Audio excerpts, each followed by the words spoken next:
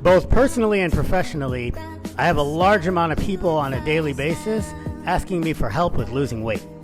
I am, of course, happy to oblige. It's part of the reason why I started this channel, and many of you watching this right now might be watching for that reason. However, losing weight doesn't equal healthy one for one.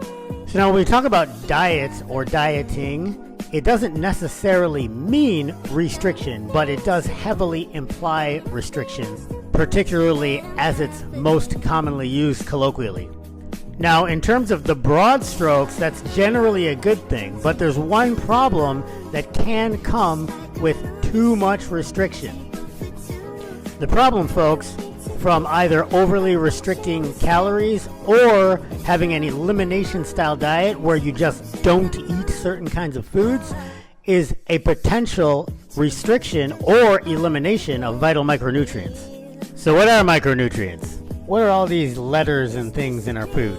Well, simply put, micronutrients are the little guys, the vitamins, the minerals, the cofactors to various processes within our body. While overall energy balance is important, these little pieces of things that exist in the food that you consume, in aggregate, have a tremendously robust effect on everything from your eyesight to your immune system to how, quickly you feel tired while you work. Basically anything you can think of. Now, how does caloric restriction and elimination diets potentially put you at risk for micronutrient deficiency? Well, elimination diets are pretty obvious, right? There's just certain foods you don't eat. If you are a strict carnivore, so just flesh and animal organs, you're clearly not eating any fruits or vegetables, which are basically the biggest natural sources of vitamins and minerals. Although there are quite a bit of micronutrients as well in different kinds of organ meats and some flesh. Like, for instance, iron in beef.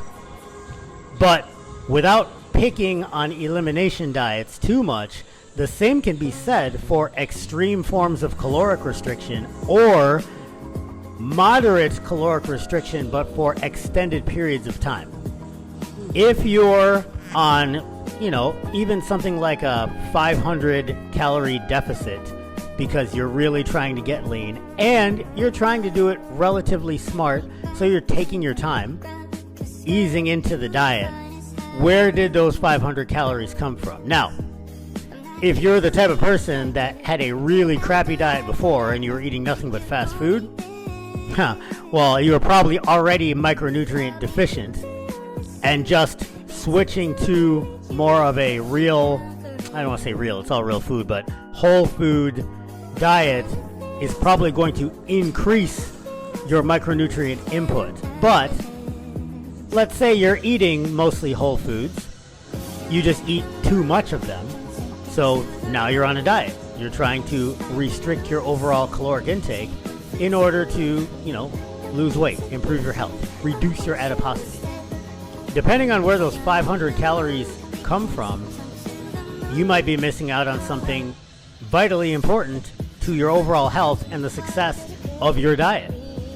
You show me a crowd of people here in America, and I can almost guarantee you that many of them are deficient in, say, zinc, magnesium, and many other things that the lack of could be a significant contribution to any health conditions they may be suffering from, or conversely could be restorative in terms of improving their overall quality of life and or health. So what's the takeaway from all this? I'm not poo-pooing diets or caloric restriction. Far from it. Matter of fact, I champion those things. I think they are things that most of us should do in some form. I'm not going to say all, but definitely most.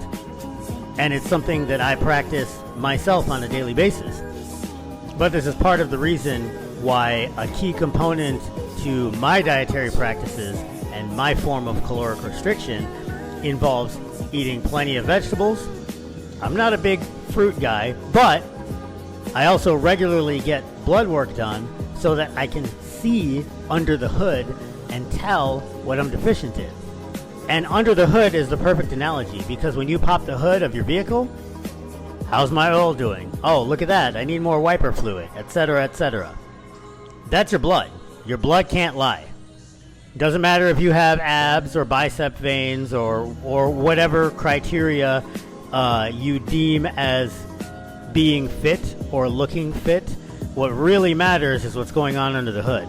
And the only way you can tell that for certain is to pop the hood, i.e. get some blood work done. So whatever diet you decide to choose in your quest for health, fitness, performance, whatever reason you're doing this for, make sure that in addition to the training and the calories and the macros, you don't do so at the expense of the little guys. And if there's some micronutrient that you need, and you really can't find food that you like with that micronutrient in it, that is literally what supplements are for. To supplement your existing diet. The big levers are always going to be training and overall consumption, for sure. But it's like driving your car and refilling the gas, but never changing the oil. Eventually, something's going to go wrong. So don't forget the little guys. Consistency is a superpower. Stay in the fight. Thanks for watching.